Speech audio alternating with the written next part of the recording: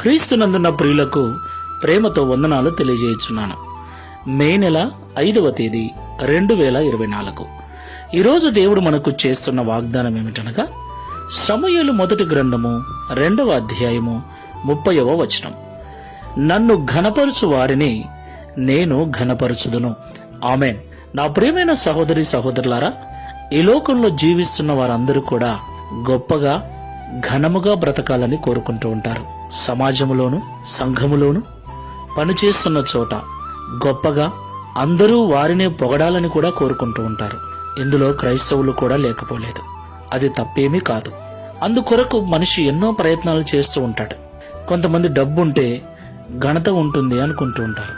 కొంతమంది మంచి ఉద్యోగం ఉంటే ఘనత ఉంటుంది అనుకుంటుంటారు. ఇలాగ ఘనత కొరకు ఈ లోకంలో మనిషి అనేక రకాల ప్రయత్నాలు చేస్తూ ఉంటాడు. నా ప్రియమైన సహోదరి సహోదరులారా, డబ్బు శాశ్వతం కాదు, ఉద్యోగము శాశ్వతం కాదు. అవి ఉన్నంత వరకే ఘనత. అవి పోయాక జీవితము తారుమారవుతుంది. అయితే ఈ లోకంలో దేవుని బిడలుగా జీవిస్తున్న మనము నిజమైన ఘనతను పొందుకోవాలి.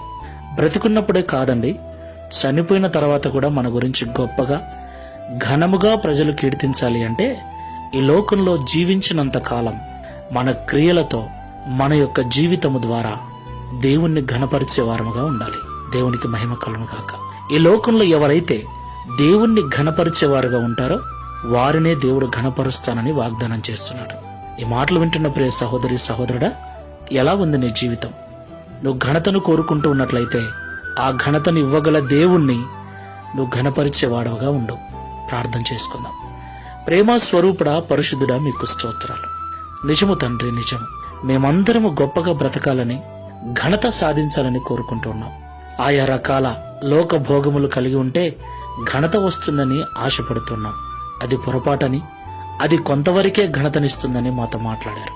గుణశీలుడవైన నిన్ను ఘనపరుస్తూ మా క్రియల ద్వారా, మా ప్రవర్తన ద్వారా, మా భక్తి ద్వారా నిన్ను ఘనపరుస్తూ నీ కీర్తిని మేము లోకములో చాటినప్పుడు మమ్మల్ని కూడా ఘనపరిచి మేము బ్రతికున్నప్పుడే కాదు, చనిపోయిన తర్వాత కూడా ప్రజలు మమ్మల్ని గుర్తు పెట్టుకునే గొప్పవారిగా చేస్తారని మాతో మాట్లాడారు. ఈ ప్రార్థనలో ఏకీభిస్తున్న మాకందరికీ అలాంటి మనస్సును అనుగ్రహించమని, బ్రతికి ఉన్నంత వరకు మాటలతో, చూపులతో, తలంపులతో, మా క్రియలతో నిజమైన భక్తి చేస్తూ నిన్ను ఘనపరిచే వారముగా ఉండుటకు సహాయం చేయమని, తద్వారా ఈ దిన వాగ్దానమును మా అందరి జీవితంలో నెరవేర్చి మీ నామమును మహిమపరచుకునమని యేసు నామములో ప్రార్థిస్తున్నాము తండ్రి.